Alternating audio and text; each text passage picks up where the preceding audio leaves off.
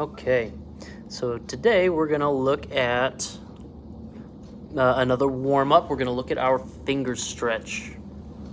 And again, the idea here is this is a functional and comfortable way of getting your fingers more flexible, more used to getting stretched so you can cover a lot of range on the neck, and doing it in a healthy way that's again, functional and safe.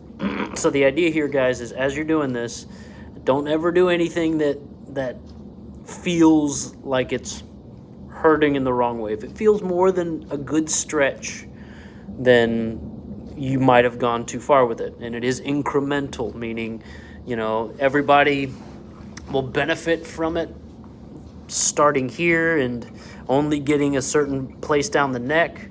Eventually, though, you want to see how far you can get it. All the way to open is what's going to show mastery. So, where we're going to start is we're going to go up to fret 12. That's my double dotted fret on my guitar. If you have an acoustic, that's going to be right where the body meets the neck. So your acoustic body, if you have a nylon string acoustic, your body's going to join right here. So it's going to be like the last easily accessible fret.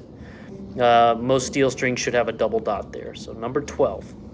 And what you're going to do is you're going to make this little stair shape going from the D string, walking down a step, down a step, down a step. So D string, fret 12, G11, B10, and E9. 12, 11, 10, 9. And by the way, this is something called a D major 7 chord. It's a nice sound. So the idea here is that we're going to strum this one, and then we're going to walk our fingers back one at a time, allowing for our fingers to get separation and stretch between them every time we move.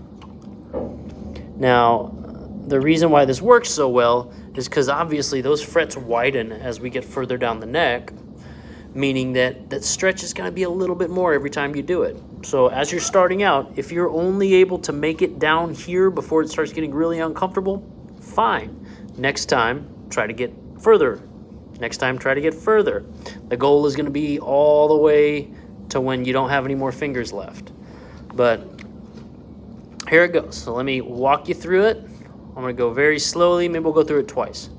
1, 2, ready, go. Strum.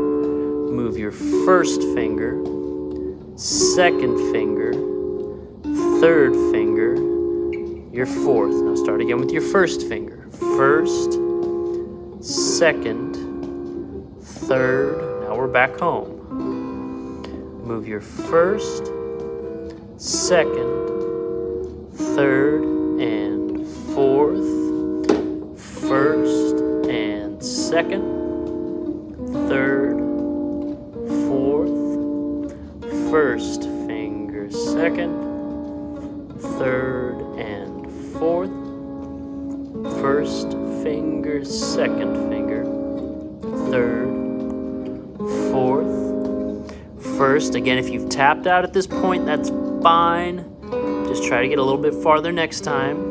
I'm going to take it all the way to the end so that you can see what that looks like. Second finger, third. Now I'm going to remove my first finger. I'm going to pull it off. I'm going to move my second back. Now my third. I'm going to remove my second. Move my third. I'm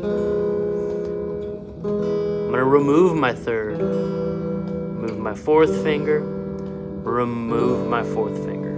Okay? So that's a nice little stretch you got going there. And you don't have to take it any slower than that. In fact, speed is probably, you're not going to get as good a stretch if you try to blaze through this thing as fast as you can. Yeah, I mean, that's it. I don't think we need to do it any faster. So good luck with that. Again, get as far as you can with it. Don't do anything that hurts. But, let me give you a couple pointers. So the idea here, guys, is not that we're keeping this perfect classical hand position and stretching our fingers like this the whole time. There's a whole thing that happens called fanning when we start really needing to stretch. And what that looks like is we are bringing our elbow kind of into our body to where our forearm's getting more parallel with the neck. And what ends up happening is instead of stretching like this, your hand stretches like this. Your hand goes sideways and kind of fans out like that. You see how much more of a stretch I can get? This is about as far as I can get by keeping a flat hand. I can get a good 3 more frets just by fanning it out, okay? So that's what's gonna happen. As you start getting a little bit further down, you're gonna fan that hand out, so kind of sideways. My thumb ends up going a little bit parallel, not totally, a little bit more parallel with the neck, meaning kind of pointing that way as it opens up. And you'll notice too that I'm very much, you can't really see the indentation right there, but I'm very much, by the time I get here, I'm not anywhere on the flat part of my finger. I'm all the way with that string on the side. Like it's completely sideways by the time I get over here. See?